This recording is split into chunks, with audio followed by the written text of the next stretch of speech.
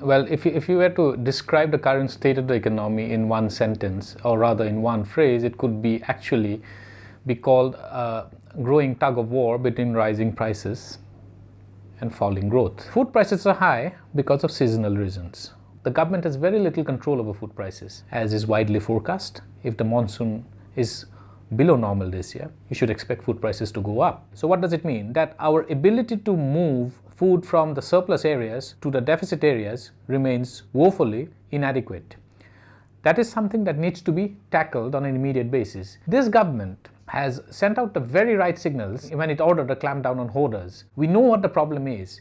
If you remove the middleman, the difference between the price that the consumer pays and the price that the farmer gets for his produce narrows down. Crude oil prices are now showing signs of growing.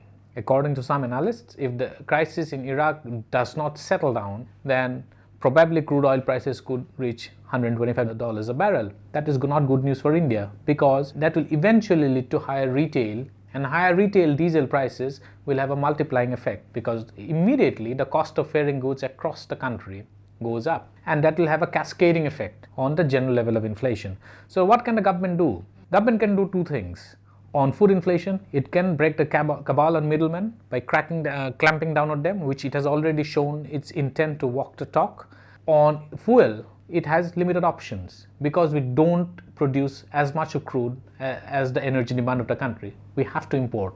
So fiscal innovation and really shoring up the administration to crack down on middlemen are two ways to deal with food and fuel inflation. Rest of the inflation is a function of demand, which the government can deal with, and consumers will not be too wary to deal with. But to deal with rising prices of food and fuel needs serious government intervention, and it should come in the form of these two immediate measures. And probably these two measures, you can see some amount of these two measures being announced in the budget.